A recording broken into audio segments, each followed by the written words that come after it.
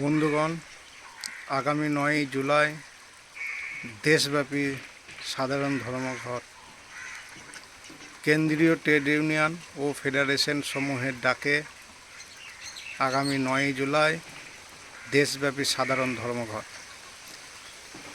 আমাদের party CPIML liberation, তার কৃষক সংগঠন এবং খেতমজুর সংগঠন আগামী 9ই জুলাই গ্রামীণ বন্ধের ডাক দিয়েছে এবং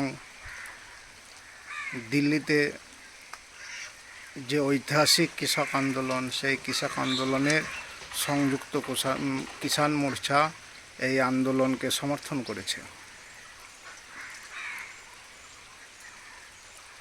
কেন্দ্রের মোদী সরকার কর্পোরেটের স্বার্থে এবং পুঁজিপতিদের স্বার্থে যে শ্রমিক বিরোধী শ্রম কোড 4টি নিয়ে এসেছে, সেটা অবিলম্বে বাতিল করতে হবে। কৃষকের ফসলের লাভজনক মূল্য দিতে হবে।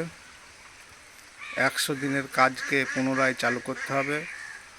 মহামান্য কলকাতা হাইকোর্টের রায় 1 আগস্ট থেকে 100 দিনের কাজ চালু করার জন্য বলেছেন। সেই 100 দিনের কাজটি 200 দিন দিতে হবে এবং 600 টাকা মজুরি। ভিন রাজ্যে যাওয়া পরিযায়ী শ্রমিকদের সুরক্ষা আইনের ব্যবস্থা করতে হবে এবং জেলায় জেলায় যে আদিবাসীদের জমি থেকে উচ্ছেদ করা হচ্ছে, সেটা অবিলম্বে বন্ধ করতে হবে।